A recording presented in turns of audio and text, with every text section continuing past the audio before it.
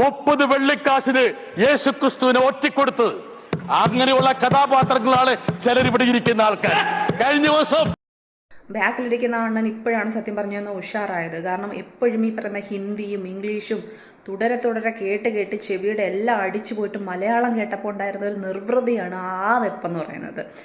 എനിക്ക് മനസ്സിലാവാത്തൊരു കാര്യം എന്ന് പറഞ്ഞാൽ, ജോൺ ബ്രിട്ടാസ് സംസാരിക്കുന്ന ഒരാളാണ്, ശരിയാണ്, ഒരു ജേർണലിസ്റ്റാണ്, എല്ലാ കാര്യങ്ങളും ശരിയാണ്, കേരളത്തിന് വേണ്ടി സംസാരിക്കുകയൊക്കെ ചെയ്തോളും.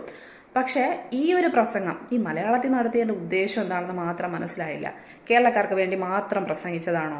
ഈ ഒരു വിഷയം സംസാരിക്കുന്ന സമയത്ത് അത് ലോകമെമ്പാടും കേൾപ്പിക്കാൻ വേണ്ടി, അറ്റ്ലീസ്റ്റ് ഇന്ത്യ മൊത്തം കേൾപ്പിക്കാൻ വേണ്ടിയിട്ടാണെന്നുണ്ടെങ്കിൽ അത് അവർക്ക് മനസ്സിലാവുന്ന ഭാഷയിൽ, അവിടെ ഇരിക്കുന്ന ആൾക്കാർക്ക് മനസ്സിലാവുന്ന ഭാഷയിൽ സംസാരിക്കാൻ ശ്രമിക്കണം.